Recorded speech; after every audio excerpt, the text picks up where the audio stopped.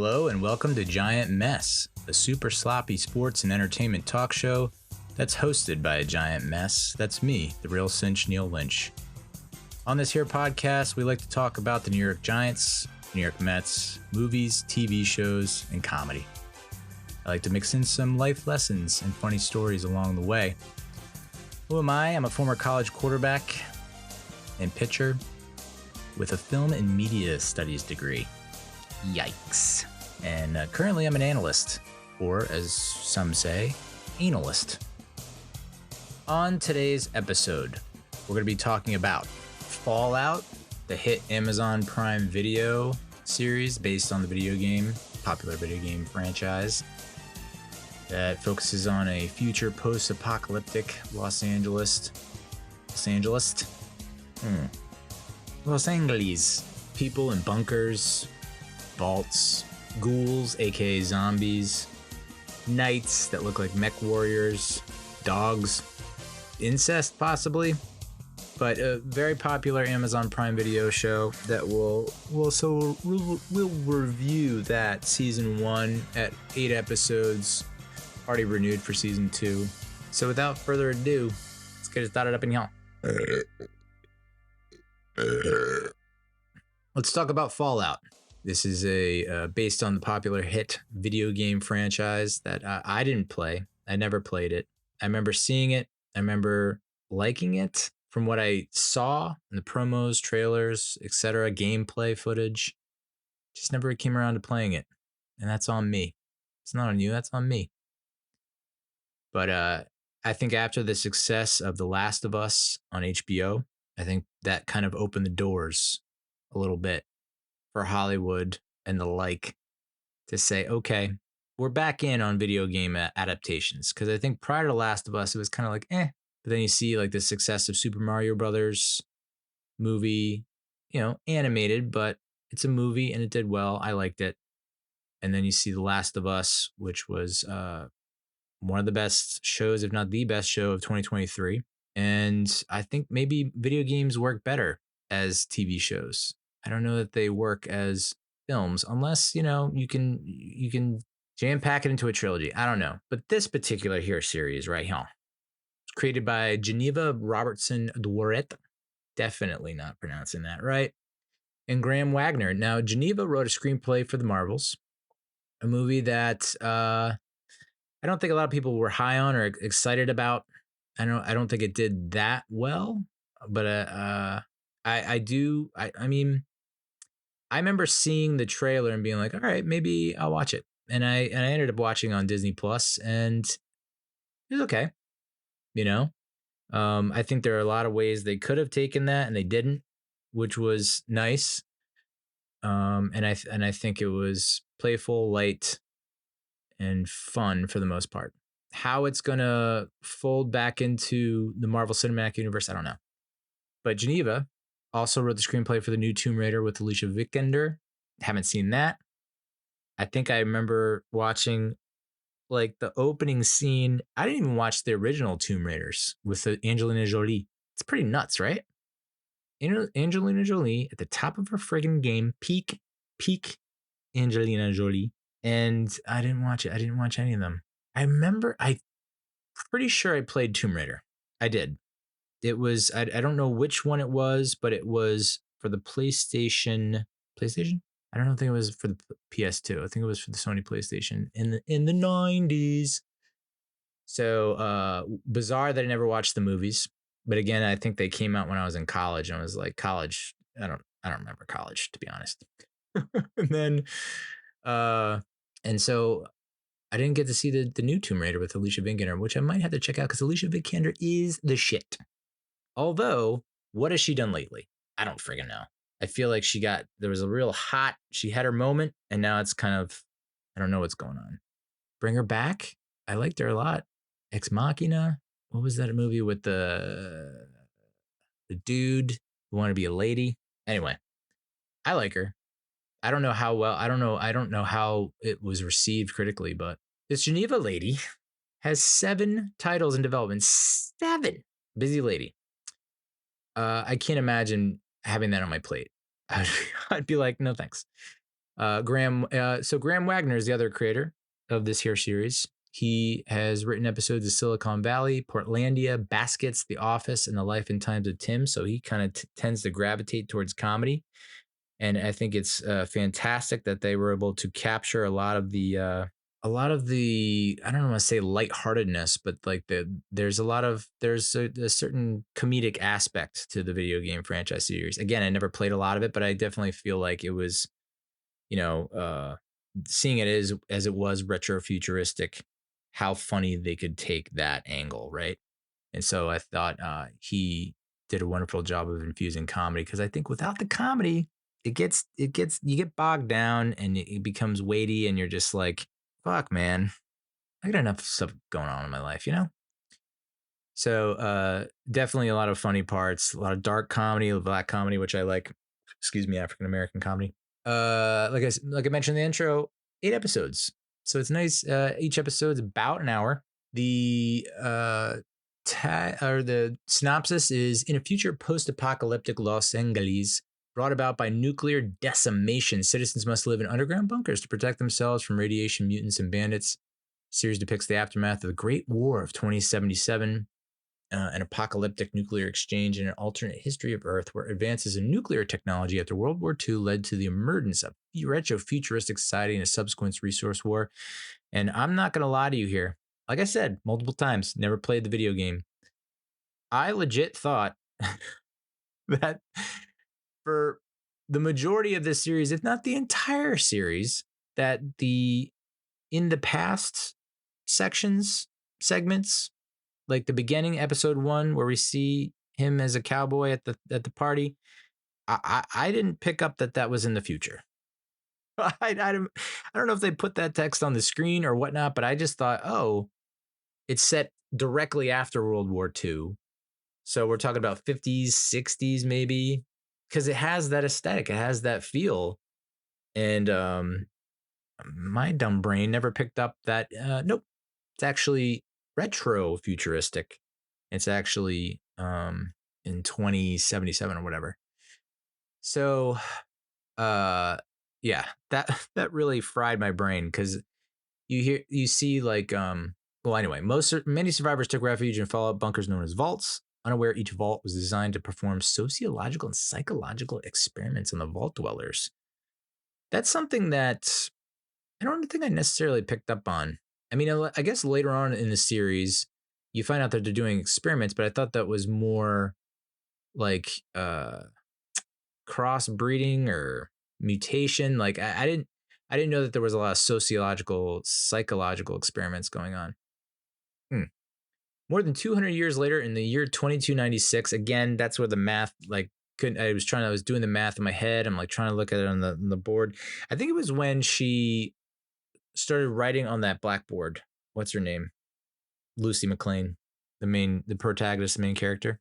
When she was like basically drawing out the timeline on the blackboard, or someone did it for her. I don't know.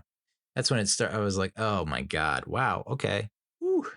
More than 200 years later, in 2296, a young woman named Lucy McLean leaves behind her home in Vault 33 to venture out into the dangerously unforgiving wasteland of a devastated city of angels to look for her papa, who had been kidnapped. Along the way, she meets a Brotherhood of Steel squire and a ghoul bounty hunter, each with their own mysterious past and agendas to settle.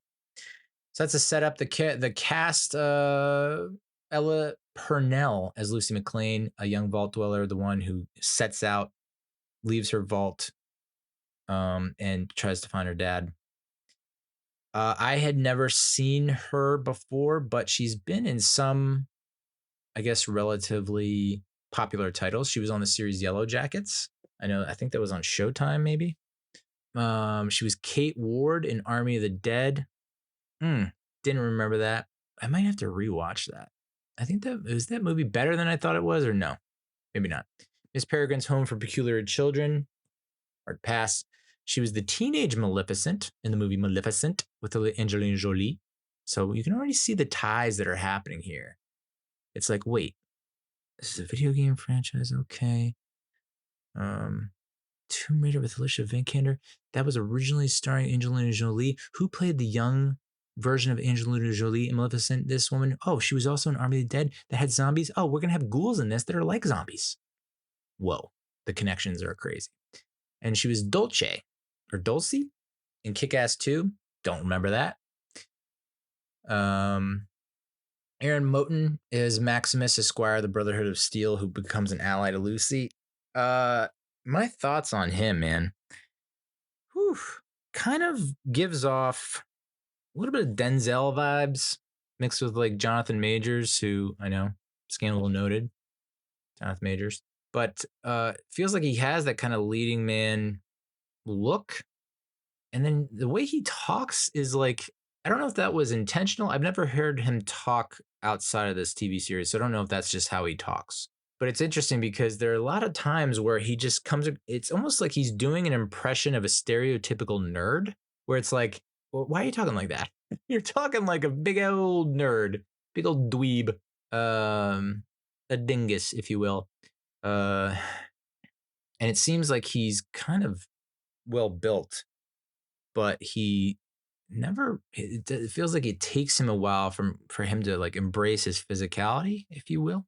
And yeah, I mean, he was a tough guy to root for. I mean, there were a lot of things that they laid down that would make you root for him. Like he's from Shady Sands. You constantly see flashbacks of him emerging from a refrigerator after that Shady Sands was bombed. And that's when he first sees the shadowy outline, shadowy figure that it turns out to be a knight from the Brotherhood of Steel. The Brotherhood of Steel, and then I would think about it more and more. I think that's like I feel like they're poking fun at a lot of these very I don't want to say toxic masculine, but like very masculine male dominated organizations, kind of. Because like Brotherhood of Steel, it sounds fucking badass, right? And they have these knights that are people in a big old powered mechanical suit that are huge, that tower over people, and they look badass. And it's like they have their banners and they're regimented and they have maybe a religion aspect to it, you know. But then you you get to know the over the course of the series, you get to know some of the brothers, I guess you call them brothers, maybe. And you see that it seems like it's just a bunch of like hot air. It's a bunch of talk. Like the Brotherhood of Steel is an imposing name. The knights look imposing. On the surface, superficially, you're thinking to yourself, wow, this is a really badass place to be. And these are badasses that are occupying it, and they're only producing badasses. But it's kind of like they didn't really I don't know what's going on there. Maybe we'll find out in season 2. But it feels like a lot like when they show the Brotherhood of Steel, it looks like a military base, right? And it looks like they're going through training. But then I don't know. They just don't come across as tough or whatever. It seems like it's all just, like I said, pomp and circumstance. It's just all a show. There's not really like they're not really producing these really strong individuals, strong-minded, strong-willed, strong physically type people. I constantly found myself being like, oh my God, like these guys are not as cool as I thought they would be. Kyle MacLachlan plays Hank McClane, Lucy's father and the overseer of Vault 33. Overseer is like the head honcho supervisor, who originates from Vault 31. Spoiler. Moises Arias as Norm McLean, a Vault 33 resident and Lucy's brother, who very understated performance. I mean, going back to Kyle MacLachlan, I mean, you know, it's Kyle MacLachlan. Dude's fucking awesome and everything. Like he never misses. So I don't know that I need to give you my thoughts on that, but like Kyle MacLachlan, A-OK in my book. And a lot of people's books across the board. Kyle MacLachlan, Twin Peaks, Portlandia. Dune, the original, the OG. So I think, and he is kind of like, perfect casting, to be honest. Just absolute perfect casting. It's like he kind of fits that retro futuristic mold to a T. And the fact that he can come across as maybe charming or charismatic, and gain your sympathies, to straight up villainous prick. A lot of range right there.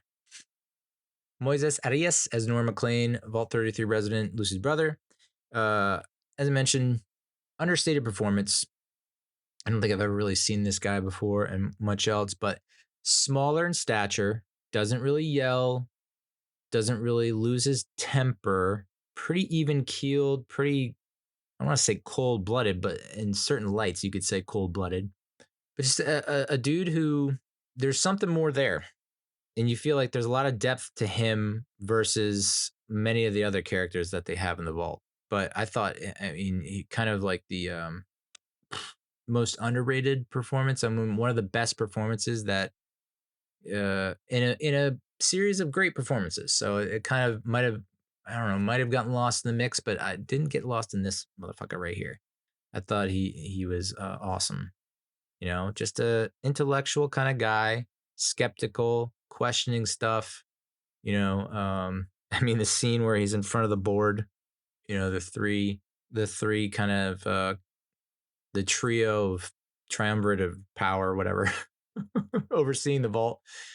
They're like, you've been fired from every job for lack of enthusiasm. What do you think about that? And he's just like, yeah, now that you mention it, it's like, I don't know. I can kind of sympathize with him a little bit, where it's like, you're just given these tasks, responsibilities, these duties, and it's just not tickling your fancy. So he was pretty cool.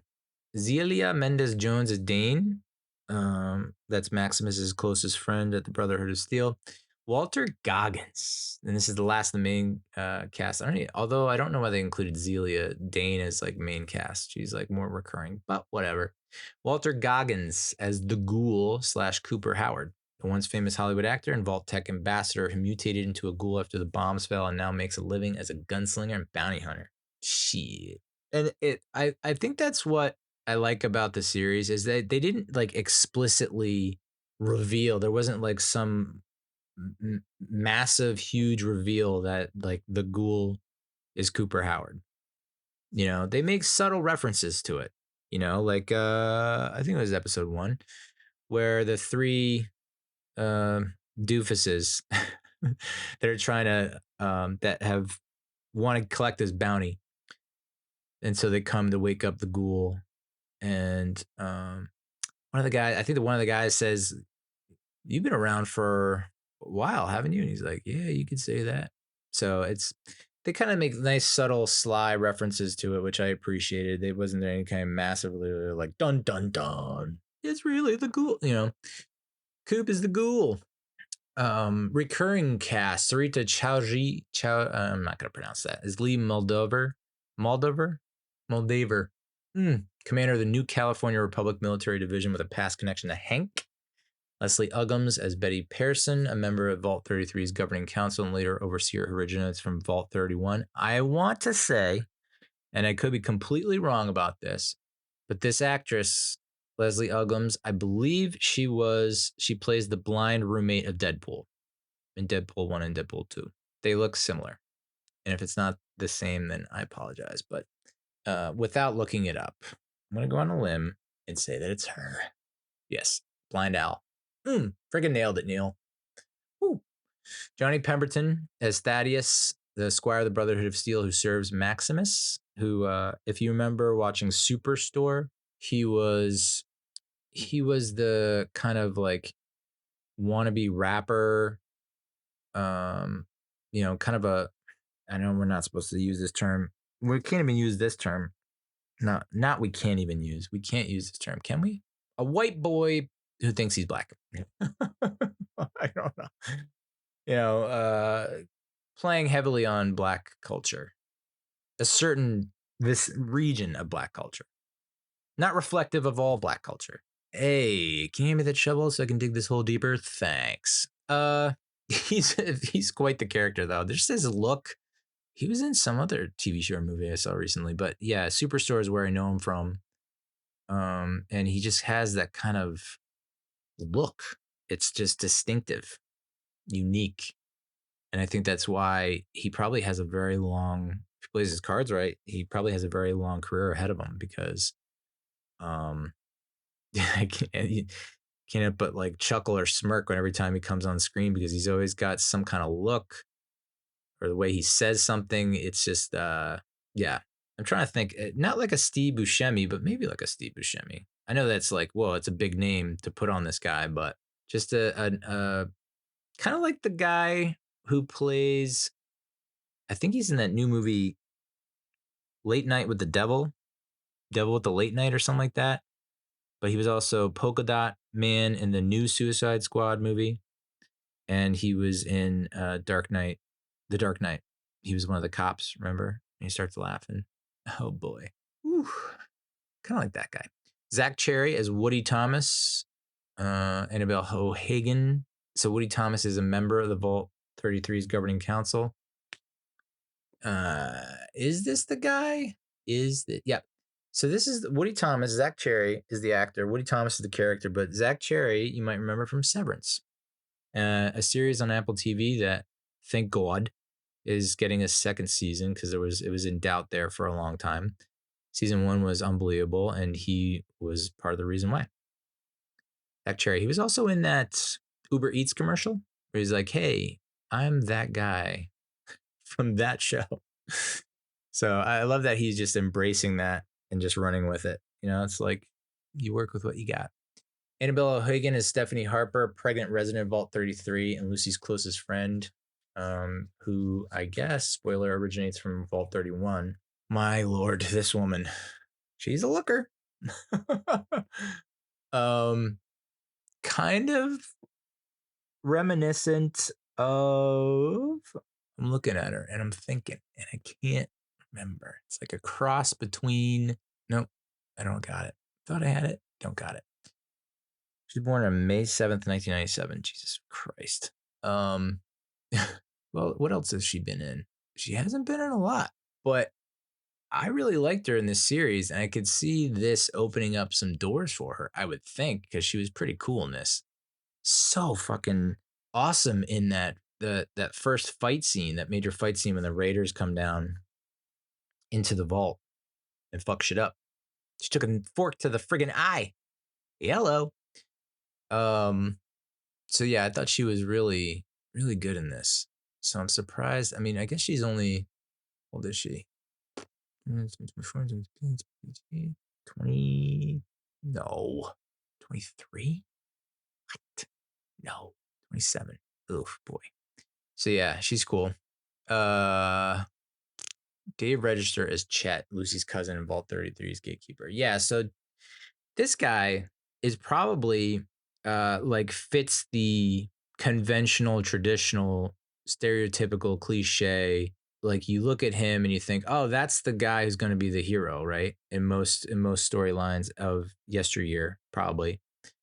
And so, big, tall, strong, broad-shouldered, handsome, and then they play on that, and it's the complete flip mode squad of that, where it's like he's actually a very timid, meek kind of character, whereas like he has the look of a big brawny action hero type, but like is actually like afraid and just very timid and whatnot. So I thought that was a good play. And then someone like, we're talking about Norm. Norm is kind of like the opposite. And that's what made them such like I guess a dynamic duo in a few of the episodes, where it's like you got this big, tall, burly, strong guy paired with this very small, slight man. Just like you couldn't have, I mean, and they really played on that too, to great effect. So I thought that was pretty clever. Anyway, this series in its debut weekend racked up 2.9 billion minutes viewed in its first 5 days on the platform. Damn. With more than 65 million viewers in its first 16 days, Fallout is a massive hit, and it is Amazon Prime Video's most watched title ever among adults 18 to 34, and the second most watched title in Prime Video. So that's I guess that means that it's outperformed The Boys, which The Boys to me has been during its run one of the top 10 shows, if not the top 5 shows on TV during its run. So the fact that this is more watched than I mean, I would assume that most of the audience for The Boys is adults 18 to 34. I'm not in that demo, but ribbit. That's impressive. And the second most watched title on Prime Video, I guess, across all demos. So my guess is maybe that is behind The Boys. So maybe this skews older. So I think didn't the first game come out? I thought the first game came out in 2007, but now I'm thinking it was before that. And come to think of it, I remember seeing the cover for one of the first video games, if not the first video game, and just seeing the cover made me think, oh, this is just like another whatever shoot 'em up, open world shoot 'em up. And I was like, there's a bunch of that going around. What was the other one? But it turns out that it's just got a lot more flavor and spice than I thought it did. I remember seeing the helmet and thinking like, oh, it's a stormtrooper helmet. It just looks like a stormtrooper helmet. I mean, it looks cool, but like not knowing that it's kitschy and it has all this cool stuff in it. But I guess after they made 7 of those titles, probably should have cut on that it's more than meets the eye. All right, so episode by episode recap breakdown. Episode 1, the year is 2077, as I mentioned, completely over my head. Did not realize that it was in 2077. For sure thought it was in the 50s or 60s. Actor Cooper Howard and his daughter Janie are at a birthday party where Cooper has been hired to put on a show for the kids. I believe they don't come out and say it, but at that point in the timeline, I believe he's separated from or divorced from his wife. That's the vibe I got. So if they weren't, they were definitely on their way there. Been there, done that. Know what it is, know how it feels. My condolences. There's one of the dads says, let me get a thumbs up when taking a photo, when asking Cooper Howard for a photo, which this is also, looking back now, kind of confusing. The fact that Cooper Howard, you later find out, I guess this is later in the timeline because a lot of what they're showing is before that. Okay, that makes sense. Because he seems to be this big time actor who has, but maybe he's not as big time as I think he is. There it is. Like he's plays cowboys in these westerns.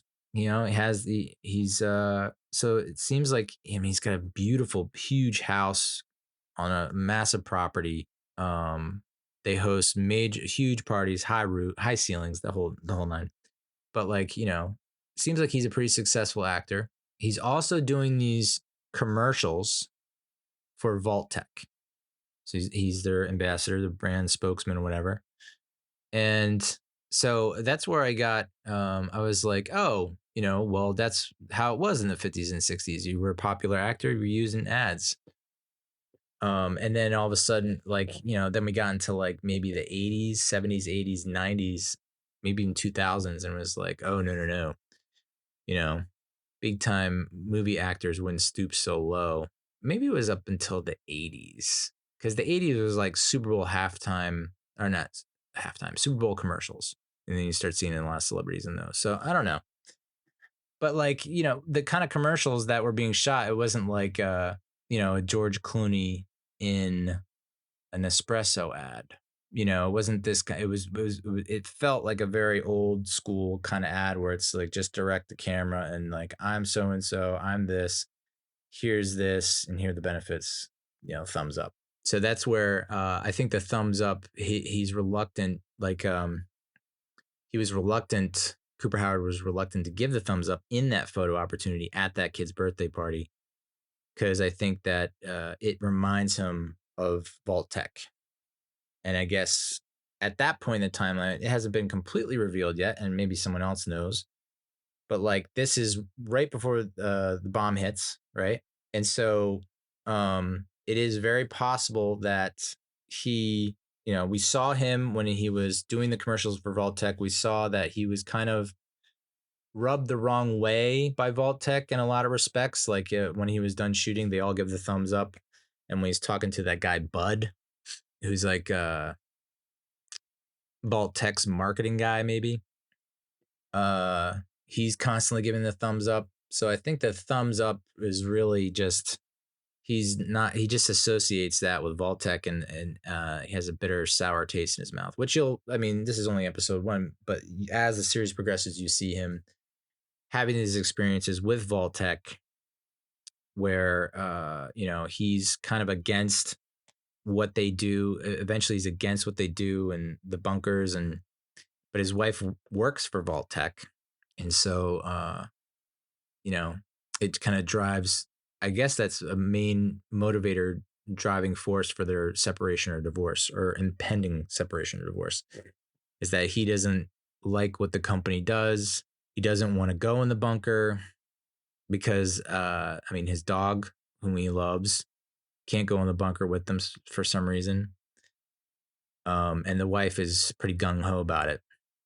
So I think that that's like the where the tension and conflict comes from, because the first time you're introduced to his wife, it's like there's a lot of heat and romance going on there, and then it just slowly fades as this Vault-Tec situation keeps escalating. So, but at this kid's birthday party, we find out that Cooper Howard was in the military. He was in the Great War of 2077. Did I miss that part? I think he was in the aftermath of the Great War 2077. So yeah, I think he was in the Great War 2077, or maybe not. He was in the military, and he talks about fighting someone in Alaska, the Russians or something like that. So he has military experience, but he's talking to his daughter Janie, and he was saying, because there was a lot of news about, on the news itself, the TV, the broadcast was saying that this nuclear strikes, I don't know if they were saying are imminent, or if they're saying like they were trying to pacify it, like, no, it's not a big deal. Either way, it's a subject, it's a hot topic conversation. It's on everyone's mind. And so I think that's when Janie turns to her dad Cooper and is like, hey, what's up with these nuclear bombs? What do we do? And so he's like, well, you hold your thumb up, and if when the bomb hits, you hold your thumb up, and if your thumb is completely covering the bomb, you can't see the bomb or the mushroom cloud, take off running in the other direction. If it's big, the mushroom cloud is bigger than your thumb, don't bother running, because you're fucking toast. And so then of course the bomb hits, and Janie holds up her it's like quietly hits, which I thought was like really cool. I thought that was awesome how they pulled that off, where it's like we're not gonna come super zoomed in on it. We're not gonna have this big loud explosion. It's just gonna be this little thing you see in the background. It's gonna be this bright light, and people are not gonna realize it at first, except Janie, who's looking directly at it and holding her thumb up and being like, Dad, I can see the cloud. So it's like, oh shit, you can see it, huh? Oh, you still gotta run though. You still gotta run, right? I think you still gotta run. So he grabs his daughter Janie and they take off on a horse. They ended up coming out of the driveway from the house, turning the corner, and it's just like bomb after bomb is dropping. And I'm just thinking to myself, I'm hooked. Like, this is the opening scene of the friggin' show, and it's phenomenal. But just the depth and the layers that they've applied to not just the characters, but to even like supplementary characters, or people that are not hugely important. Like, nothing's overlooked in terms of like character development and attention to detail in that respect. For instance, the dad who demanded the thumbs up, as they see the huge mushroom cloud in the background, and everyone has now seen it, they're now panicking and running around. The dad runs to his Vault-Tec bunker, opens the door. His friend tries to get in, who is all buddy with, swigging beers with, and the guy tries to get in, and he just clocks him. He clocks his friend and is like, "You get the fuck back," It's just like that whole nice facade that is typically attributed to people like grown-ups or adults in the 50s and 60s, that kind of very plastic, shiny kind of aura mask, if you will, it just completely goes away. And that was the other thing that was, I guess, should have clued me in is like, but I don't know because you have a lot of series now that want to make sure they have representation, because representation matters. And so there will be a historical drama or like whatever, and you have like a minority African American playing that part. It's for representation, even though it's completely historically inaccurate. It wasn't the case. You'll see that a lot. I guess I've never seen Bridgerton, but I don't. That just is top of mind recently, but I don't know if that's exactly the case. But go back to history, like you're in Norway or some Scandinavian country way back in the day. Like I don't think that there was a whole lot of migration going on from Africa to Norway. I could be wrong. But and then there's like, Nordic black dudes. Like, oh, okay. Game of Thrones, that I know that's fantasy, but it is reminiscent of Middle Ages, Dark Ages, whatever. So that should include me in that, like, oh, we're not in the 50s and 60s, although there are some like productions that would maybe sugarcoat that just because like we don't want to get into that because we're XYZ. And that's like, you either get bothered by that and turn it out, or you're like, all right, I can roll with this. But like the fact that there wasn't segregation, I guess is what I'm getting at. And that everyone was pretty, like women and men were treated fairly equally. So it's like, oh, that should have been tips 1, 2, 3, 4, and 5. That like this is not in the 50s and 60s. This is in the future. Why they decided to adopt the look and feel of the 50s and 60s, I don't know that I ever really grasped that. So 219 years later, Vault 33 dweller Lucy McLean volunteers for an arranged marriage with a dweller from Vault 32. She reveals that the cousins, because I guess Chet is her cousin, right? But he's in love with her. And she's like, no, you're my cousin. Like, I know that we used to do stuff, quote unquote, but not sex. It's like, oh, that's the shit that's going on in the vault. God. I guess there's a limited amount of people. I just took this stupid, I forget what the name of it is, but I'll cover it in one of my life episodes that's hopefully going to release before the year 2077, where you can enter in like your standards or whatever. Like, oh, I would like a woman. I'm a man seeking a woman. Who's between the heights, basically all the info that you would enter into a dating app, except this actually cranks out like the percentage of women that fit your standards and the total number. So if you look at the percentage, it was like 0.1% of women in America fit my standards. And I was like, I am not that picky. My drinking buddies and college friends can attest to that. But I mean, you look at like, oh, well, that's 0.1% of 400 million people. Oh, that's actually a lot of people. Like, I think there's a million out there for me. I just gotta find 1 in a million. Yay. So, yeah, I can only imagine what it must be like in a vault where it's like there's 6 women, 5 of which are taken, and 1 of which is my cousin. Okay, let's do this. After the wedding, the Vault 32 visitors are revealed to be raiders led by Lee Moldaver. They go hog wild. That's where the our blonde friend Steph, played by Anna something O'Hagan, she gets the fork and eye, and it's like I think in 99% of other productions, at least in the past, she takes that fork to the eye and she just like is unable. She just collapses to the ground and begins sobbing or something like that. Not in this series, and not of recent. She takes the fork in the eye and fights back and is like slicing and dicing and killing dudes left and right. So she became a killing machine. That was her response. Become a killer. So I really appreciated that. And this Moldaver and her raiders, they end up taking those that got away, I guess weren't captured by Vault 33. They end up kidnapping him or abducting him and forcing him to leave. And that's where Lucy has to go to the surface and find her dad. Maximus gets his ass beat at this Brotherhood of Steel camp training facility. His best friend Dane is promoted to squire. He gets jealous of that, sabotages her in one of the most violent ways I've ever seen, where he puts like a giant knife or sword in her boot, fucks up her foot big time, or their foot big time, excuse me, they, them. And then Maximus gets questioned by the head honcho, who's played by the actor who is like a consummate snotty elitist villain. You know, it's just like, it feels like in every production, every movie or show, I mean, he could be the nicest guy in the world in that role, and you still think he's up to something. That guy is up to no good. All he wants is power.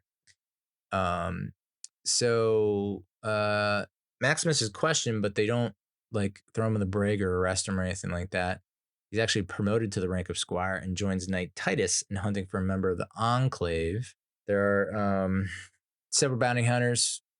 This is what I mentioned before. Locate Howard, who's been transformed by radiation to a ghoul, and attempt to recruit him to find the same Enclave member. Enclave?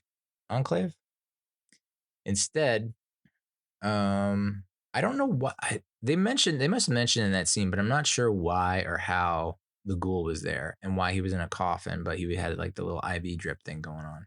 I guess he was being held captive or prisoner, and that might explain why he doesn't have his nose, because he kind of looks like Red Skull from the MCU or Marvel comics, who is a Nazi. But Red Skull, bald, right?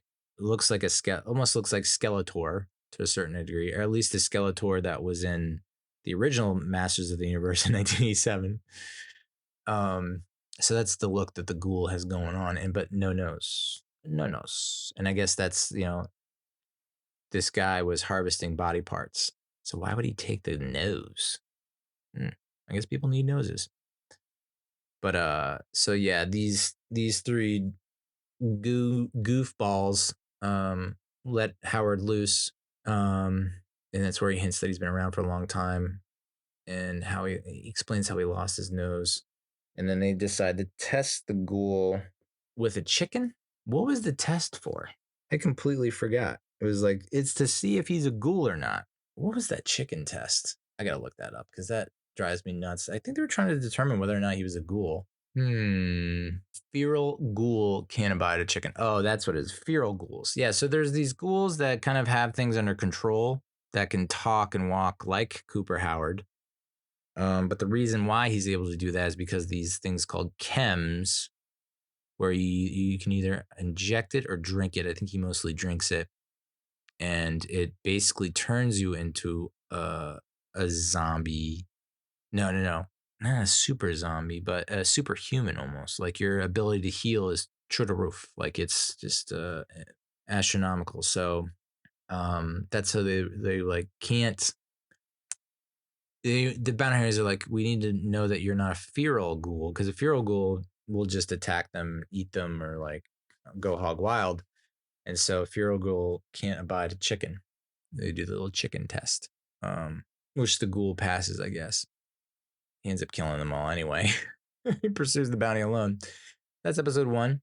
Episode 2, in the Enclave facility, Dr. Siggy Wilzig, who's played by that creepy guy from Lost, who really, I don't forget what season it was, season 2 or 3 maybe, with the small circular glasses, who's like very small, but just intimidating as fuck, because he kind of has that twisted genius vibe to him, evil genius vibe. So he plays this Dr. Siggy Wilzig. He develops a mysterious blue device before injecting it into his neck, and then flees the facility with an experimental dog called CX404. That was a cool, cute little sequence when they showed how these dogs were made. It was like they had like a very playful kind of soundtrack or music playing in the background as you see like just the mass manufacturing of these dogs. In the wasteland, Lucy encounters Wilzig, who urges her to return to Vault 33.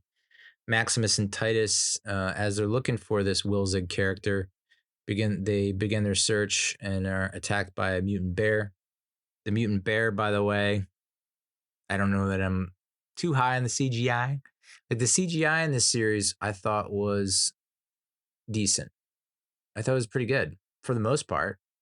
More times than not, I thought it was fucking awesome. There were just a couple parts where it was like, I don't know if they phoned this in or if they were just like, you know what, let's not spend a ton of time on this. We got to spend more time on the bomb dropping or whatever.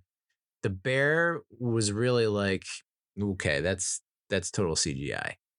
And then there was another part where Thaddeus injures his foot, and it was gross and disgusting, but it was also cartoonish. This is where we first start to see that these knights who've been presented as these ultra kick-ass cool type warriors, soldiers. This is the first taste of like, well, not so much. You know, I think their bark is worse than their bite type of thing. Like, and this is where it's confusing because now we see they have fear because Titus is trying to run away from the bear and he's like, holy shit, holy shit, holy shit, holy fuck, holy fuck, holy fuck. And maybe they aren't the best fighters. So it's like, what are they doing at the Brotherhood of Steel that they can't figure out how to friggin' fight? Like, aren't they training them how to fight there? It just felt like a lot of the time the suit was doing 99% of the work, which I guess makes sense because it's like, why would you physically train a guy to fight when you really need to train him how to operate the suit? I just thought maybe you should like pump up the training montages on these dudes who are going to be in the suit. I don't know. But, pretty funny, like flip of the coin there. Titus is wounded, but he's talking shit on Maximus and saying, you should be dead, or like Titus kind of knows he's dying or thinks he's going to die and just starts trash talking Maximus. By the way, Titus played by Michael Rappaport, that son of a bitch. And so I fully expected him to, like, once he's revealed it's Michael Rappaport, and when he starts talking, I thought he was going to go complete New York, Brooklyn, Bronx accent. Just like thick New York accent and be like, Jesus, Michael Rappaport. But no, he kind of kept it in check. But he talks trash to Maximus, and he's like, I'm gonna, whatever, report you to the council, and they're gonna have your ass, and and it's like, meanwhile, he's dying, and he needs this thing from Maximus, and Maximus doesn't give it to him, so Titus dies. So there are a couple times where we've now seen twice where Maximus, we feel bad for him, we pity him because he does have he's getting his ass beat at the Brotherhood of Steel training camp facility, whatever. He's getting shit talked by this knight, and it kind of looks like he's just unassuming guy, this puppy dog who couldn't hurt a fly. To now we've now seen him twice sabotage, seek vengeance, and clear voluntary negligence. So he does have this kind of dark side to him, which is cool. So he ends up taking the armor for himself and poses as Titus for a long time. Moon CX404 is left behind. Oh, sorry. Lucy reunites with Wilzig in Philly, which is not named after Philadelphia. I learned that. Where he attempts to arrange safe passage to Moldaver and seeking the bounty. Howard attacks them, but is distracted by Maximus, allowing Lucy to escape with Wilzig. I thought that was a pretty awesome fight between the Ghoul and Maximus as Titus.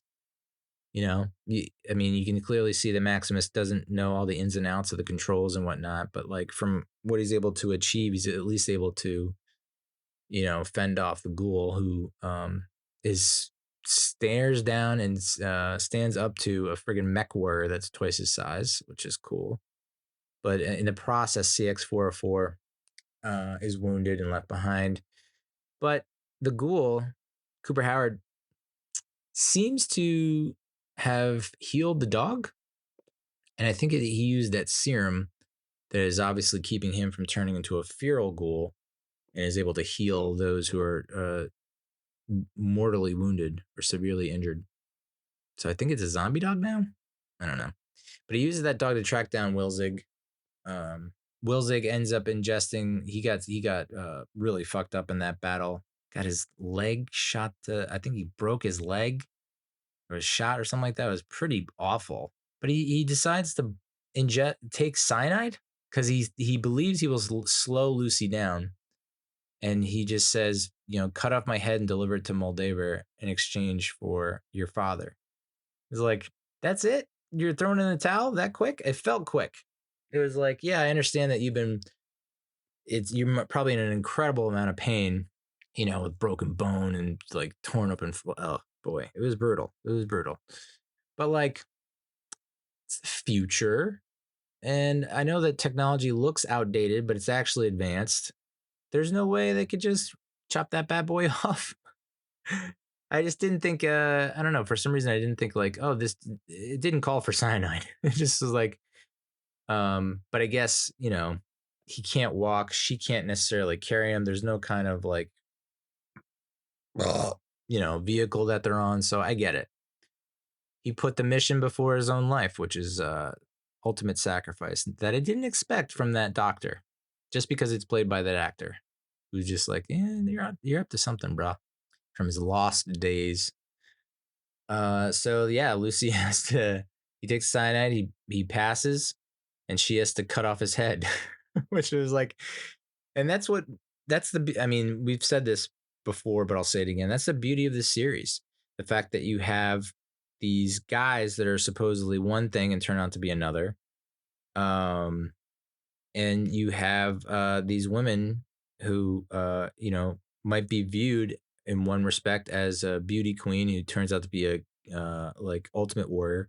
And then you have Lucy McLean who comes across as like, oh, the wide-eyed, innocent, naive, pristine, virginal daughter who, no, she's able to like fucking kick ass and take names, especially during that, when you find out that the Vault 32 is actually the Raiders and her husband like turns on her as trying to kill her. She had some sick moves, dude. Cut open his face with the glass. Whoa. And that's after a pretty hot bang sesh. So yeah, she doesn't, I think that she presents herself in a light of like, oh, the innocent, virginal, pure type person, but then like fights and fucks like a goddamn champion.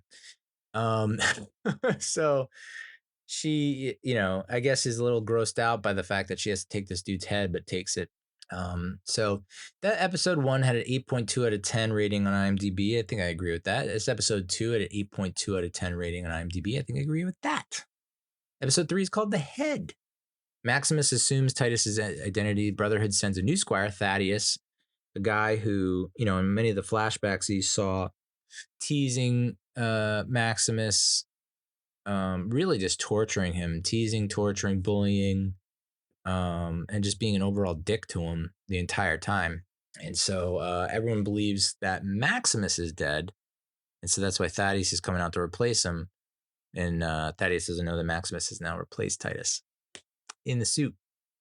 Lucy comes across a lake and is attacked by a gulper. This is our first look at the gulper. The gulper, I guess, is like the distant cousin relative of the three-eyed fish from The Simpsons in Springfield. Just a mutation, a mutant of sorts where I thought it was just, oh, this is a mutated fish. And it turns out upon closer review and after a little, the reveal towards the end is like, has like fingers, no teeth. Didn't look like he had any teeth, but fingers all over the inside of his mouth. So it kind of looked like teeth, but they were fingers. To me, kind of looked like a sex toy. Not sure what kind of sex toys you roll with these days, but that's what that's what it looked like. And so that was creepy as hell. So Lucy gets attacked by one. It's got some human features, I guess, is what I'm pointing out. So it's like fish meets human. And you later find out, like, hot damn, he's a subject from one of these friggin' experiments that they're conducting down them darn vaults. Swallows Wilzig's head, and that's when the ghoul arrives with CX-404, the dog, and uses Lucy as bait to lure out the gooper. The gooper. The gooper. Gwyneth Paltrow. I don't know if you know her, Gwyneth Paltrow, the gooper. She thinks she's being tortured, but he's really using her as bait for the gulper. And so they're able to what happens there? I think she tries to escape and ends up like destroying. I know the gulper like bites her, but then like it fucks up the chems, like all the chems that the little liquid that the ghoul takes to stay non-feral. I guess civilized, civilized as the ghoul can be in post-apocalyptic wasteland. So he's pretty pissed about that, and he fucking, he takes Lucy prisoner, but he leaves the dog behind. This dog gets left behind a lot. I mean, I feel really bad for the dog. Left, killed, left, abandoned, killed, abandoned, abandoned. It's just like attempted to be killed, attempted murder on the dog. It's just like, fuck, dude, this dog takes a beating, takes a kicking, a licking, and keeps on ticking. Maximus and Thaddeus track the head to the same location, defeat the Gulper, but even that scene, you see the knight again. And I mean, it would be one thing if they showed Titus really kicking ass against in that fight against the mutant bear. But similar kind of result with Maximus. There wasn't much difference between Maximus and Titus. So you think that like, oh, Titus, you have to train for years to get in that suit and be like a hyper intelligent, agile, accomplished, athletic kind of dude. And it's like, I don't think it takes much to get in that fucking suit. So, because Maximus fights the same as Titus. Like they both look like it's just they are panicking, and like ultimately they are not confident in their abilities, and they're freaking out. They end up they end up recovering the head, right? To get the head out of the Gulper, and then they take custody of the doggy CX-404. Back in Vault 33, Norm, our little guy, asks the council to execute several captured raiders for murder, but he is rebuffed.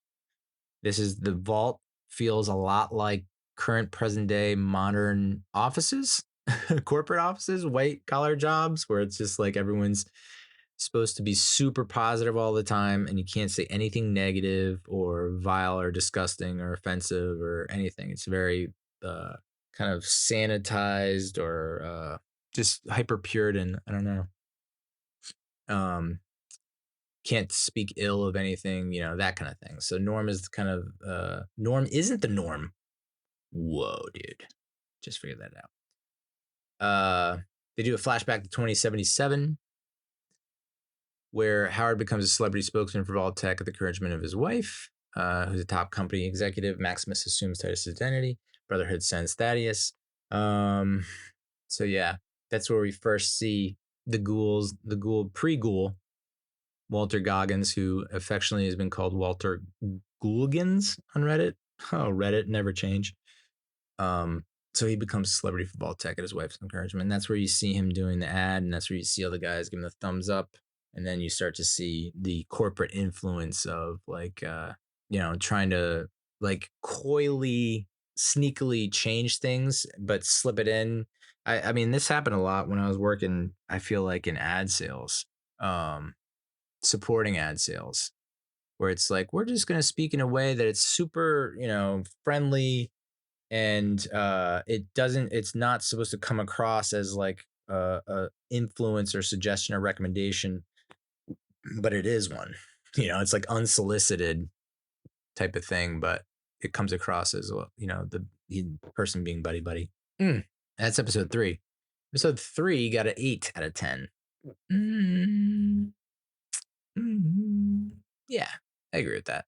Episode 4 was called The Ghouls. So in Vault 33, Norm becomes suspicious having an exchange with a captive raider. He and Chet explore Vault 32, discovering that the residents died 2 years prior as a consequence of infighting, and that someone used his deceased mother's Pip-Boy to let the raiders in. Pip-Boy is the kind of the wearable, almost like an Apple Watch or something that affects wearable computer device on their kind of wrist. Huge, like picture something in between an iPhone and an iPad, but like very kind of early 80s computer graphics type thing, where it's like green, a lot of green and black. There's not much else. So almost like kind of like what the Predator has.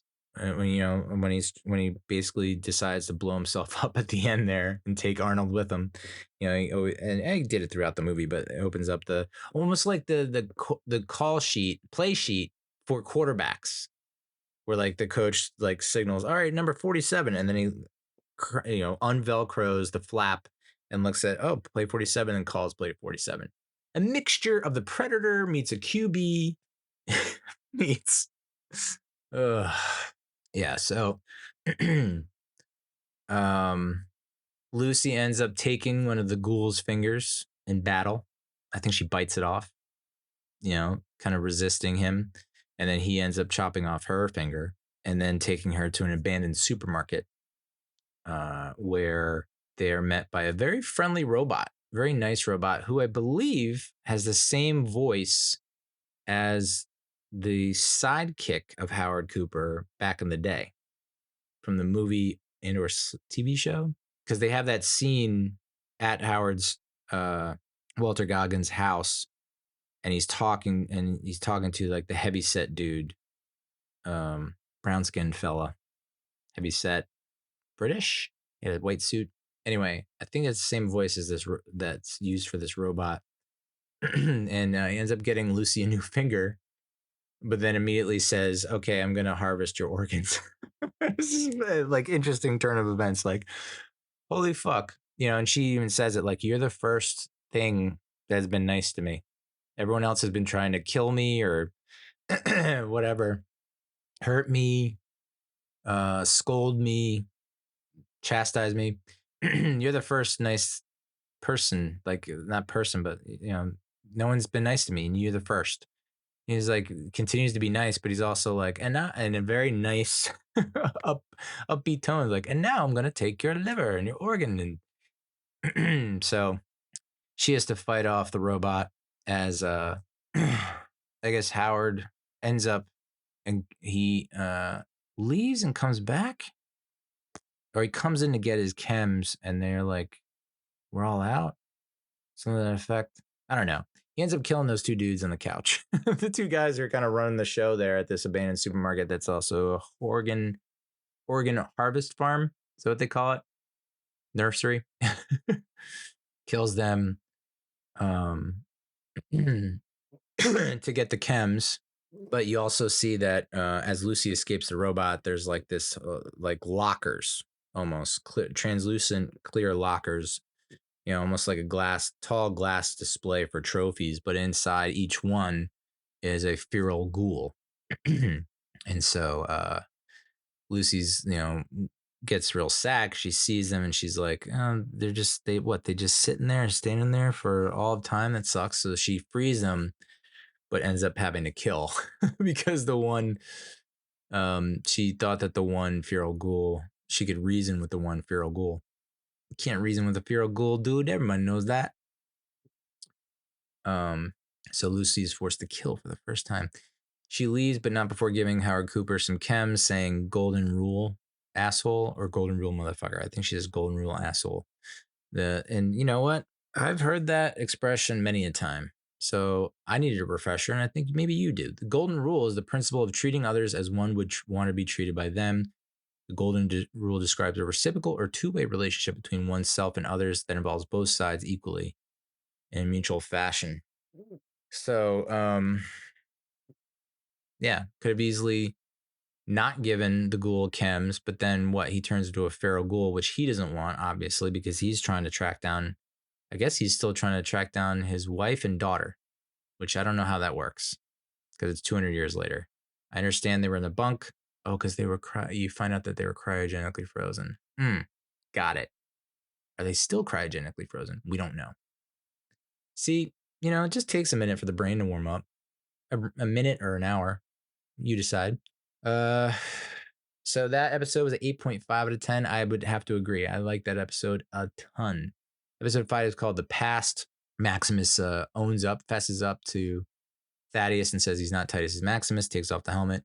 Thaddeus is fucking disgusted and disables has a little tussle with Maximus in the suit, and then is able to disable the suit by pulling out the power core and basically leaves Maximus there for dead as he takes the dog with him. In the process, though, Maximus, I think, accidentally like stepped on Thaddeus's foot with the power suit's foot, not his, but like huge mechanical foot that must weigh a shit ton, and came down with a massive amount of force that really, just decimated Thaddeus's foot. So I don't even know how he's not in just excruciating pain every waking moment. I feel like they maybe could have played that up a little bit more. Like, it just didn't seem like he was that bothered by it. He was just like, this is more annoying than anything else. It's not painful. Like, whoa, dude, you got a toe fucking hanging off. It's your toe, dude. So Lucy ends up finding Maximus, and they agree to work together to retrieve the head. Maximus convinces Lucy to trust him, but I don't think he gives his real name. So he lies to her off the bat and says he's Titus when his real name is Maximus and whatnot. So they start to bond there. The pair, I didn't necessarily buy them as a couple. I think I knew what they were going for. It's like, here are two people that, for the most part, on the surface, maybe come across as these innocent, unassuming people who are glossy and shiny and like, kind of, they're just cute, right? No, these people have a wild side, or a violent side, or a nefarious side, where they're willing to fuck shit up. So I understand that pairing them together because they have a lot in common, or at least it seems like they line up very well. He's such a dork. his voice is so dorky. But it's like, all right, let's go with it. They stumble upon the ruins of Shady Sands, a once thriving post-war city. So there was a Great War of 2077, bombs everywhere, wipes everything out. But I guess after that, they were able to establish Shady Sands, and it was thriving. It was the capital of the new California Republic, which was Maximus' former home, which I mentioned towards the beginning there. Maximus is injured by a fiend, and while searching for medical supplies in an abandoned Vault-Tec building, he and Lucy accidentally fall into Vault 4. That scene on the bridge with the two, I feel like if you're a video game fan, you probably knew like that. You probably got a pop from the video game fans when they're trying to cross the bridge, and there's these two kind of raggedy looking people. I guess they're called fiends. Who claim like they're not harmful and they mean no harm, but they're really after, trying to rob these Maximus and Lucy. Back in Vault 33, Council President Betty Johnson is elected as overseer by a 98% majority. Norm hacks Vault 32 central computer and finds that every overseer of Vaults 32 and 33 originally came from Vault 31, including his dad. Betty orders that Vault 32 be repopulated by 33 once clear of the deceased dwellers. So, yeah, that scene was very reminiscent of the scene in American Psycho.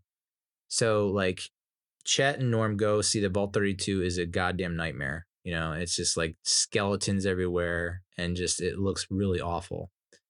And so they're like, whoa, she's going to show them Vault 32? I can't believe this. Like, she's out of her mind.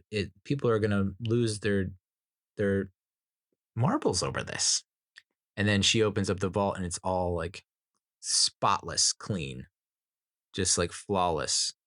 It looked like nothing had happened. No one's ever lived there. It's brand new, shiny and new.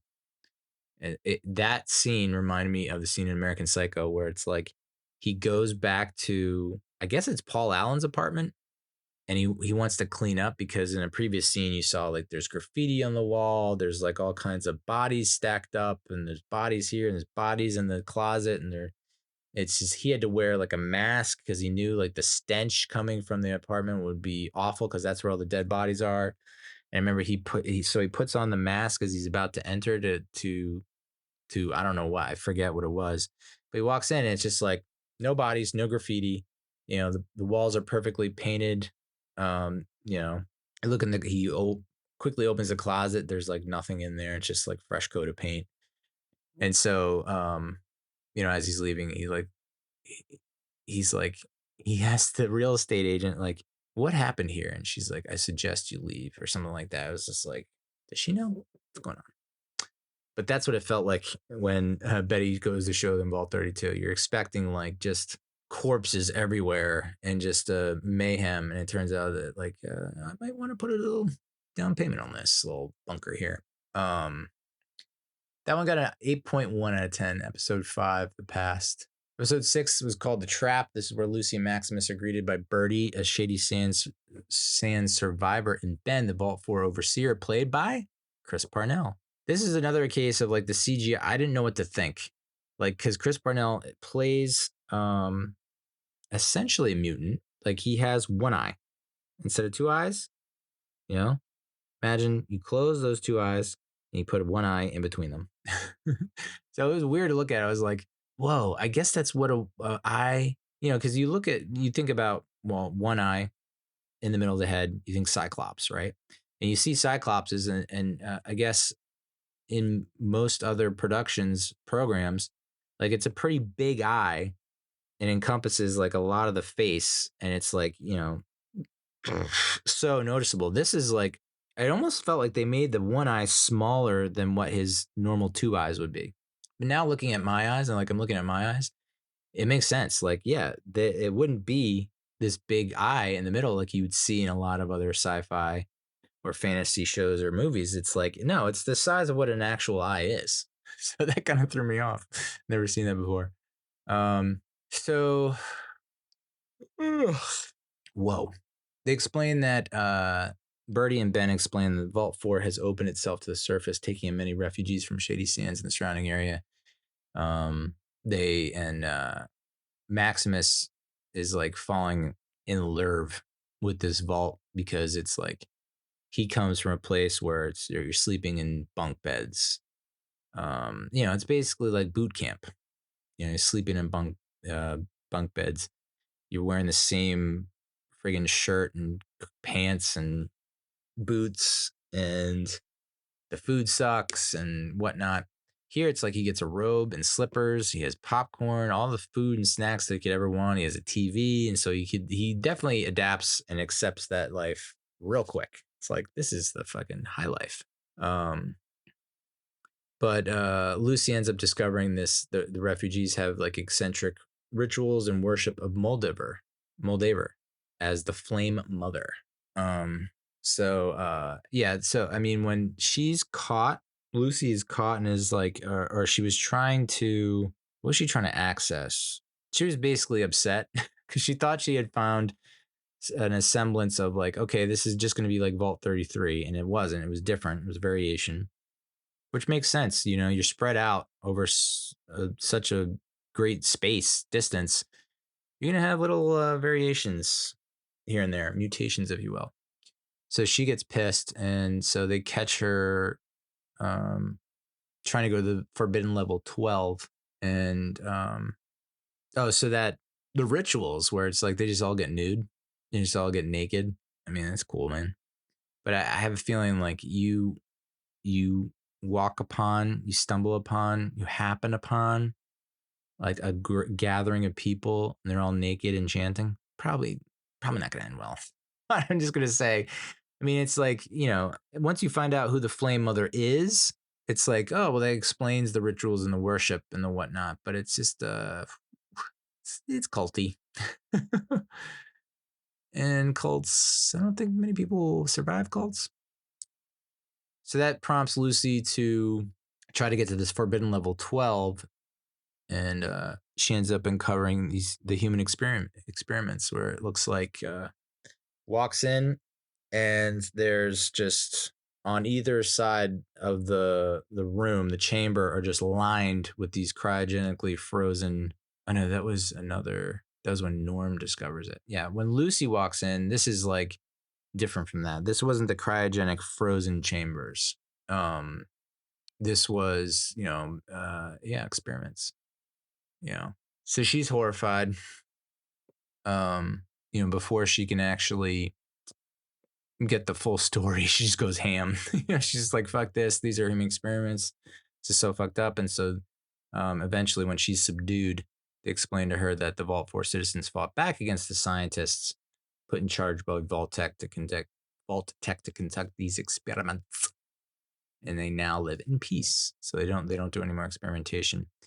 And then we flash back to pre-war, where Howard becomes conflicted over the secrecy of Barb's association with Vault-Tec and is invited to a covert meeting to discuss the conspiracy behind Vault-Tec. And it's hosted by a younger Moldaver. So that was a nice little cliffhangy, setting up episode 7. Episode 6 was given an 8.4, rated 8.4 out of 10, and I agree. Episode 7 is called The Radio. That's where residents of Vault 4 gather as Lucy's prepared for expulsion from the vault. They looks like they're gonna kill her, but Chris Parnell brings out this major, huge sword, saber-like, cartoonishly big, sharp-looking sword saber, and it looks like he's gonna cut off her head or her hands or something. And he ends up just cutting the. She's tied by like a ribbon or some kind of piece of fabric, just like a flimsy type of thing, and he just cuts it, and he's unable to cut it with the saber. He has to like saw away. Maximus ends up stealing the power core because he realized he overheard, or in his discussions found out that there was a power core that runs the vault, and so he needs the power core for his power suit to work. So he steals it and puts it on, powers it up, and he just goes ape on everyone. Like it, just throwing people left and right, not knowing that moments beforehand Lucy had kind of talked it over with, she's not going to be hurt or harmed in any way. They're like, you're expelled, you're banished, and you have to go to the surface. So because of that, I guess Lucy proposes to Maximus and invites him to live with her in Vault 33. And yeah, I think he agrees for the most part. So that was a nice little tender moment. I really appreciated that. It was awkward, kind of like a very like a awkward, nerdy interaction.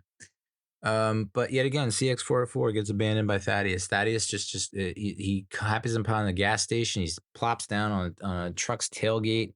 The dog's there. He's pissed at the dog. He's annoyed by the dog. And so he stuffs the dog, picks up the dog, and locks the dog in a fucking icebox. Like, why do people hate dogs in the future? This dog is so nice and is willing to sacrifice your love. And just no love for this little dog, which is a running gag, but it's a running gag that really tugs at the heartstrings. He is able to make contact. Thaddeus was able to make contact with the Brotherhood after stashing the dog. He takes off his boot, and this is the first time we get to see his mangled foot. Some of the worst CGI I've ever seen. Ugh. Like it looked like a cartoon lasagna or something like that. It's just, I was somewhat turned off and like grossed out, but I was also a little bit intrigued. I was like, that kind of looks good. Like a melty Italiano hoagie. A little ham and provolone, melted, toasted, please. So he ends up running into a snake oil salesman played by John Daly, not the golfer. One of the funnier people that I've ever known in my life. I don't know him intimately, but one of the funnier people out there. He was, if you don't remember, he was frequently appearing on the Kroll show. I think there was like a pair of brothers that were like, they're super rich, but they're also like always high on coke. And so he played one half of that duo with Nick Kroll. But just like got a very unique look to him, like especially the eyes are like almost cartoonish. And so he is playing this snake oil salesman, and he's like, I can heal you. I can heal you. If I am able to heal you, will you give me that? I guess there's a suitcase. Where did the suitcase come in hand? Was it the head? I guess it is the head, right? No. Thaddeus has something. I think he has a briefcase or suitcase with the head. Maybe not. But it's very like important stuff in there. And so the snake oil salesman convinces him, hey, like, I give you this medicine to heal your foot. You can give me that suitcase, right? And he's like, yeah, sure, whatever. I don't care. Because he's just like over it. He just wants this to be healed. And so the snake oil salesman ends up giving him one of the chems. And so he takes the chem. He's like, oh, it tastes awful. And then you see his foot heal up real quick. And that's when he doesn't realize it. But the snake oil salesman is like, oh, shit, he actually did it. I didn't think he was going to do it, but he did it. And he takes off with that suitcase. So I don't think the suitcase had the head because of this next scene. It's the energy core. It's that's what it is. It's the snake oil salesman had the suitcase and he opens it up and it has all the shit inside. And one of it is the chem that he gives Thaddeus, but Thaddeus has the power core from Maximus's suit. And so he gives that to the snake oil salesman in exchange for the chems, which he didn't know were the chems. Lucy and Maximus catch up with Thaddeus at that place that was just like there's booby traps everywhere. It looks like it's heavily defended and guarded, like stay out, beware. But it turns out it's Fred Armisen.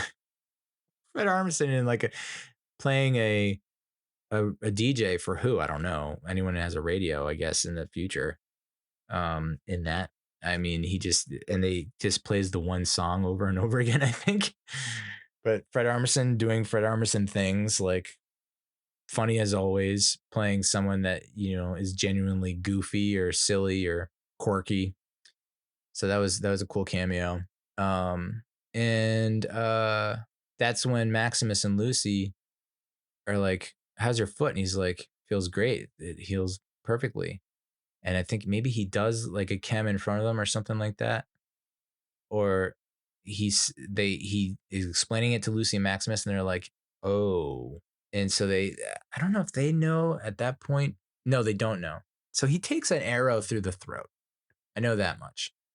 Is it from Fred Armisen? I forget. But he takes an arrow through the throat and he's like kind of looking down. He's like, is there an arrow in my throat? And they're like, yeah. And they're like, why aren't you dead? He's like, I don't know. So that's when they put 2 and 2 together and they're like, you're a ghoul. So he learns that he's turned into a ghoul and he knows that the Brotherhood would put him to death if they ever found out. So he gives up the head to Maximus and flees. Lucy continues her journey alone while Maximus stays behind a distracted Brotherhood. Norm secretly breaks into Vault 31 and that's where we see, is that where we see Bud? I think that is. So Bud is that executive for Vault Tech that is, I guess, in charge of marketing, publicity, or something. And he's constantly talking to Cooper Howard about like his ideas, all of his ideas. What was the one idea he kept harping on? What's the one thing that people can't avoid? Death, our own mortality. Like, don't you want? I know that I want to see something beyond our years, ensure our future, something to that effect, right? Back when he was alive, and talking to Cooper Howard. Basically, Norm runs into this like the Bud's brain that's been preserved and is like sitting atop a kind of a crawly drone robot thing, and is able to talk through whatever modulator or transistor thing that he's got going on there that is attached to his brain, just his brain. But you can tell it's him because he's repeating a lot of the things that he would say to Cooper Howard. He's saying it to Norm, like threatening him, like, you don't want to go in there. I'll take you out. I'll do this. Everything under the sun, like to prevent Norm from discovering the truth and opening up that vault. The secret area, and so is ineffectual, doesn't unsuccessful. Norm opens it up, and that is where you see this huge chamber where it's just lined with cryogenically frozen Vault Tech executives. So is the ghouls, aka Cooper Howard's wife and daughter, amongst the cryogenically frozen? Possible. And Cooper Howard, the ghoul, stumbles across the gas station where Thaddeus was. He's able to, I guess, rescue CX-404, the dog, pull him out of that box. The dog that won't quit. And then we flash back to 2077, where a younger Moldaver, then named Miss Williams, reveals that the war-profiting conglomerate behind Vault-Tec shelved her cold fusion research despite its potential to provide unlimited energy and prevent war with China over dwindling oil resources. She persuaded Cooper Howard that he cannot trust his wife and should record all her conversations with the company board. This is rated 8.4 to 10, and I agree. Hell of a goddamn episode, minus the CGI foot. That was just like, what are we doing here? It was, I mean, I definitely winced and grimaced, but I was also gonna like, it's making like interesting sound effects. Like, it was just like, ugh. And then we have episode 8. This is the season finale. It's called The Beginning, and Lucy and Norm independently learn the truth of the war, while Cooper Howard also reminisces about that truth, the ghoul. And I believe that's the episode that I was referencing before, where it's like there's a blackboard and there's someone explaining drawing it out and writing it out and showing like all the different how the timeline worked out. Because I guess in the vault went a little differently. It was like they were only like they allowed the underlings, the youth, junior people in the vaults, the younger people didn't know the whole truth. Like their truth was, okay, Great War 2077 bombs landed or no. Did they know there was a Great War 2077? Do they know it's 200 years later? I forget what year they think it is. Whatever year they think it is, it's like, okay, the Chinese or our enemy dropped nuclear bombs. We got in the vault, and so we've been living under here ever since because the surface is not safe to go up and jump around. Same thing with Norm, figuring out that like, oh, these are like cryogenically frozen. They're from the past. And yeah. Pre-war, Howard eavesdrops on Barb and her colleague Bud Askins. This is the Bud I was referencing, learning that they're explicitly managing Vault-Tec's plans to start a nuclear war to delete its competitors, ensuring peace by monopoly over the Vault humans. I wouldn't rule it out. I honestly think that there are a lot of who is that dude in The Watchmen? Begins with a V. He's played by Jeremy Irons in the TV series. What's his name? No. Ozymandias. Jesus Christ. So yeah, Ozymandias. There are a bunch of Ozymandias what's the plural of that? There are Ozymandias type level people in corporations or Thanos's, where it's just like they're willing to. I wouldn't put. There was probably been multiple conversations had that we're not privy to over the course of the course of the pretty much the entire 20th century into the 21st century, past I don't know how many years, where it's like drastic measures, high risk, high reward. But Walter Goggins' character also meets Vault-Tec's Betty Pearson and Hank McClane. So that's where you see that Hank and Betty have been two of the cryogenically frozen executives, Vault-Tec executives, who have been thawed out and to run the show 200 years later. Cyborg brain on wheels, Bud. And Norm, Bud ends up trapping Norm in Vault 31. The brain on wheels of Bud. I just think it's kind of ridiculous that this is a super important place, but it's guarded by Bud, who's a brain.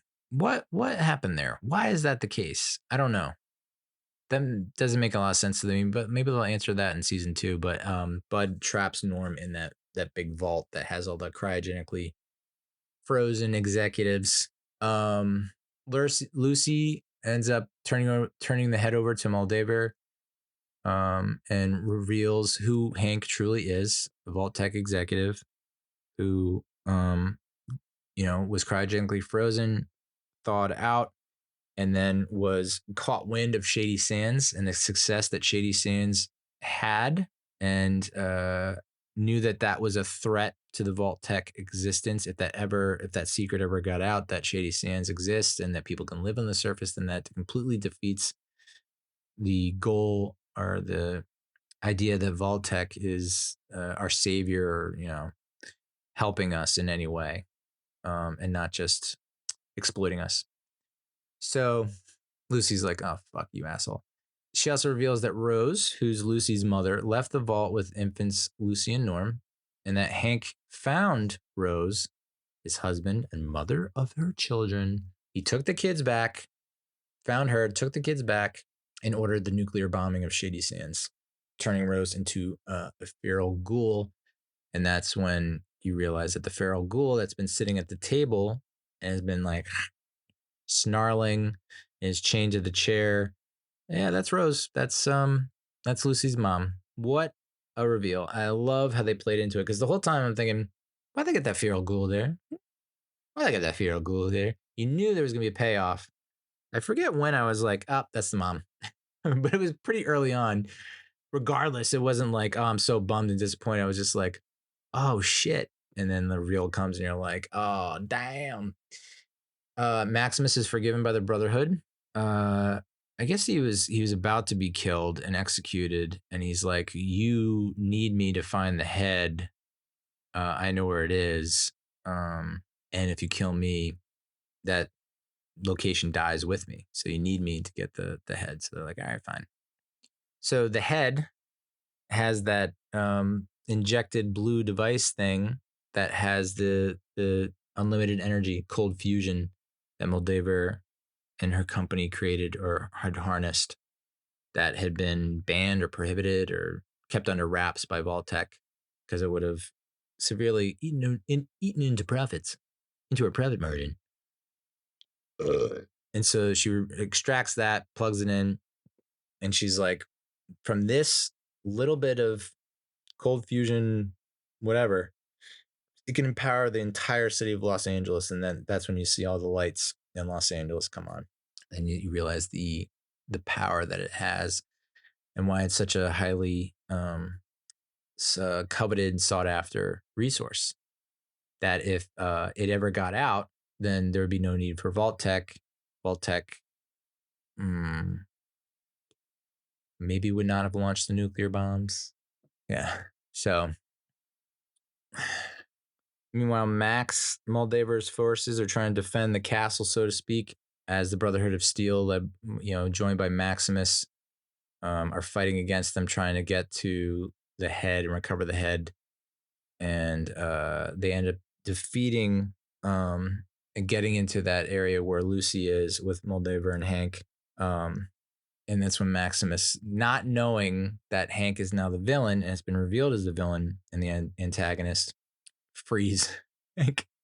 Just opens the cage, lets him out, and that's when I think he ends up taking over, somehow getting into the armor, the power suit, getting Maximus out. Or no, was there another suit? Maybe there was a second suit, because I remember he gets in the suit and then just like jumps out the window and it takes off. But I remember Maximus was getting praised and revered and applauded for taking down, and getting the head back, I guess. Hank is driven off by Howard after Lucy disowns him for his actions. Howard, believing his family might still be alive, offers to guide Lucy east to find him. She takes him up on the offer. Maximus witnesses Moldaver activating the fusion reactor, powering Los Angeles just before she dies from her wounds. And the victorious Brotherhood forces assume that Maximus is responsible for Moldaver's death and acclaim him Knight Maximus. So this is a 9 out of 10 on IMDb, and I wholeheartedly agree. What a way to end it. From the brain on wheels of Bud, to the cryogenically frozen executives, to Rose being a feral ghoul, to finding out that the cold fusion product could power an entire city, just a little, like a pinch. So that's where we left off season 1. And I was like, I need season 2. Immediately. This series gave me multiple night terrors. Multiple. In one night. I don't think this ever happened before. So it's a mind fuck. There's a lot to consume, a lot to absorb and digest. But what a world. And that's why I almost wanted to put it above The Last of Us. Because I was like, Last of Us, it's really just Ellie and Joel and they're just it's the two of them, and they come across certain characters here and there, but in a lot of respects, it's a post-apocalyptic wasteland type dystopian locale, and it's I don't know, it lacked. What I liked about Fallout was there's a lot of vibrance and like unique characters, and just from like the ghouls to the Brotherhood of Steel to the Vault Dwellers, like it just it was a more defined world, and I get it. It's because there's more comedy, right, to that. But Last of Us was just straight up grim. It's just like, no, there's no, there's not much comedy other than the dad jokes, book of puns or whatever. So I was tempted to put Fallout above Last of Us in terms of like, if you pitted them against one another, but that's a tough one. I just really like the world that they've built. And I know that they had a lot to work from with the, like, I don't know how many games were released in the franchise before the show. I think I want to say 7 or 8 more. But and that's also what's cool is like they're not just like Last of Us.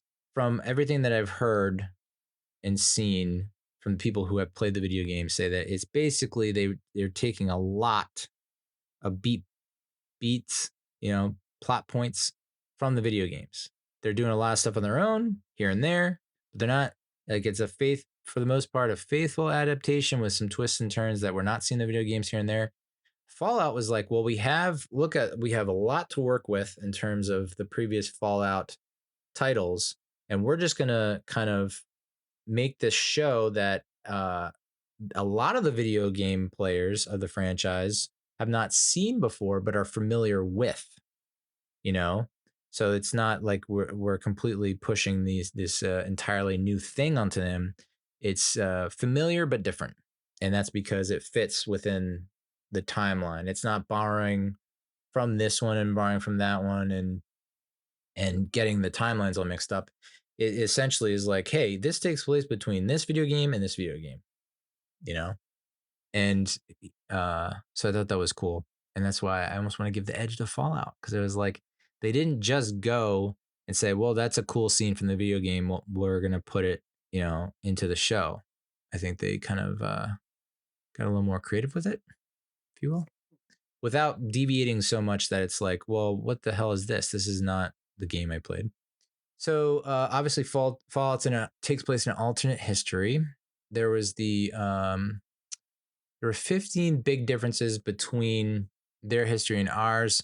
I'm not going to go over all 15, but I did find it curious that I don't know why I'm so into fucking maps or alternative history maps, alternate history maps, like Civil War. When I did that review, I was talking about how I was like trying to figure out the different alliances and divisions in this new Civil War era United States, where California and Texas team up to become the Western forces. There's the Florida Alliance, there's the Loyalists, there's the whatever in the Northwest. Like it's just an interesting take on a different kind of America. We're so used to the America being one way, and it's like to see it another way was interesting. And Fallout does this too. I don't think this was ever shown in the show, maybe in the video game, but it's according to this map, it was split into commonwealths. So the United States was split into 13 different commonwealths in 1969. This also caused the flag of the United States to change. Instead of having 13 stars in a circle with one big star in the middle, these commonwealths were created to benefit states with similar regional concerns. So New England is New England. Eastern is so creative. New York, New Jersey, Pennsylvania, Delaware, West Virginia. Okay. Columbia is essentially DC and Maryland, or DC and DC, Maryland, and Virginia. DMV. Should just call it the DMV. Southeast is the Carolinas and Georgia. The Gulf is the Gulf Coast, so Louisiana, Mississippi, Alabama, Florida. You have Texas, which apparently is still called Texas, but it has now absorbed Arkansas. The Plains, which is Nebraska, Iowa, Missouri, Oklahoma. Why can't I figure out what that state is? Kansas, Missouri, Iowa, Nebraska. Yeah, Oklahoma. 4 states. So if you're familiar with the Four Corners, I've never been there, but I hear it's beautiful. So you have Arizona, Utah, Colorado, New Mexico.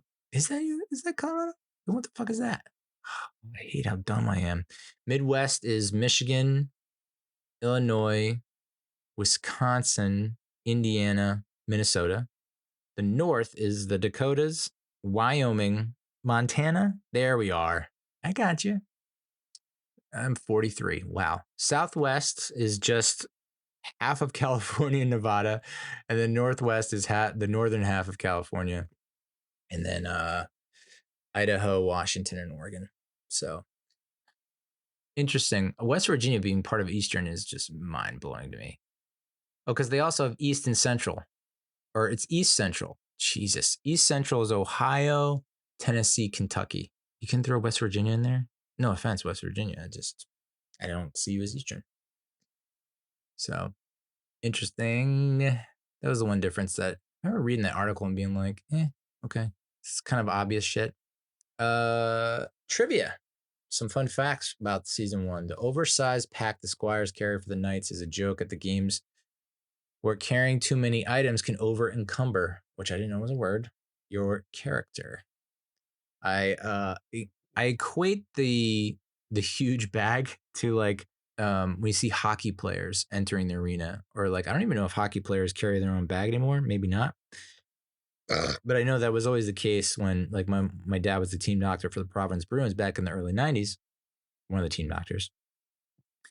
That's when I first found out that like I started really getting into hockey and realized, holy shit, those bags are enormous. Throughout the season, there's huge there's huge iconography. Nope. Iconography. Iconography. Towards the left foot. Oh, the initiate's left foot is damaged by the razor blade. So that was Dane. When she puts her foot in the boot, gets her in the. I didn't know it was the left foot. Left foot. The scientist has a prosthetic foot. Lucy loses her left boot to Gulpert, and the squire has his left foot crushed. So yeah, my left foot. Have I ever seen that movie? No. And do I get roasted for not seeing a lot of these Academy Award winning films? Yes. What the hell is my left foot about? A dramedy, 1989, starring Daniel Day-Lewis. No one expects much from Christy Brown, a boy with cerebral palsy born into a working-class Irish family. Though Christy is a spastic quadriplegic and essentially paralyzed, a miraculous event occurs when at the age of 5 he demonstrates control of his left foot by using chalk to scrawl a word on the floor. With the help of his stealing mother and no shortage of grit and determination, Christy overcomes his infirmity. I don't think I'm pronouncing that right. To become a painter, poet, and author. November 10th, 1989. I was 9, dude. I just turned 9. Brenda Fricker, though, plays his mom, Brenda Fricker, the bird lady, pigeon lady from Home Alone 2. The more you know. So yeah, that's an interesting theme going on there. What is my take on it? I don't friggin' have a take, dude. They did some serious hardcore Wikipedia deep dives to get there. I mean, there's plenty of shit when I'm writing my screenplay, or when I started my screenplay, where it's before I even started, I was like, I went in deep on everything and anything related to it, all the connections related to my main characters and who I wanted them to be and represent. And it's like it was after I watched Room 227, the documentary about Stanley Kubrick's making of The Shining. Room 217. No.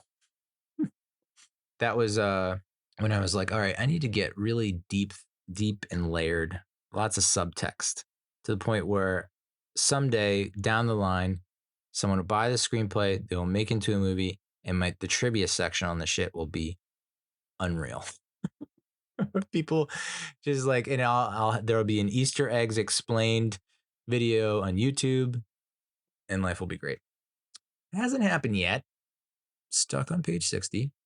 In episode 2 of this season, we are shown inside an operational enclave hideout, complete with many of their infamous experimental test labs. One of these labs is a teaser of a super mutant, strong indicator that we will indeed meet the irradiated beings in the future. Chris Sweat. I kind of don't know what the enclave is. That is so sad. A paramilitary organization, quasi-state, dedicated to the project of an all-inclusive holocaust of non-members. Okay. Legally sanctioned continuity of the pre-war federal government of the United States. Okay. Cool. Nice, yeah. And we're getting a season 2, which is awesome.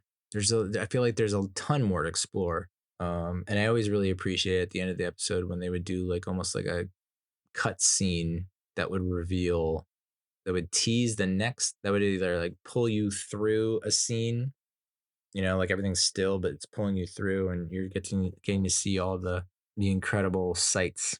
So they did, I think in the last episode, they were showing New Vegas. I think that's what it's called. What did the critics have to say? Well, the consensus is this is an adaptation that feels like a true extension of the games, follows a post-apocalyptic blast for newcomers and long-time fans alike. Top critics gave it a 7.7 out of 10, according to Rotten Tomatoes, and all critics gave it a 7.9 out of 10. 89% of audience members on Rotten Tomatoes gave it a good reading, a favorable rating. The IMDb rating for the season was 8.5 out of 10, and I gave it a 9. I stick by that. I'd say, you want me to give exacts here? Because the rounded score is a rookie score, 8.8, 8.7. I think it's right there between 8.5 and a 9, and I round up to a 9. All right, so that's Fallout. That's the show.